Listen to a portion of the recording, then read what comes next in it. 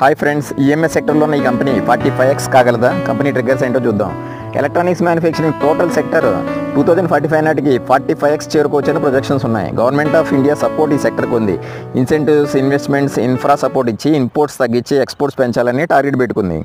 Service sector కంటే manufacturing sector మీద focus ఎక్కువ ఉంది. దానిలో ఎలక్ట్రానిక్స్ మ్యానుఫ్యాక్చరింగ్ టాప్ ప్రయారిటీలో ఉంది. సెక్టర్ మొత్తం 45x గ్రో అయితే small cap high growth company అయిన ఈపాక్ డ్యూరబుల్స్ 90x కూడా కావచ్చు. ఈ కంపెనీ ఎయిర్ కండిషనర్స్ మ్యానుఫ్యాక్చరింగ్ చేస్తుంది. రీసెంట్గా అదర్ డొమెస్టిక్ అప్లయన్సెస్ మీద కూడా ఫోకస్ పెంచింది. ఫైనాన్షియల్స్ చూస్తే market cap 4850 crores, stock PE 102, debt to equity 0.37, 3-year revenue CAGR 24%, profit CAGR 66% పెరిగింది. అలానే Q2 రెవెన్యూ 110% పెరిగింది, EBITDA 20% పెరిగింది, ప్యాట్ లాస్లో ఉంది. యూజువల్గా Q2 వీక్గా ఉంటుంది, సీజనల్లీ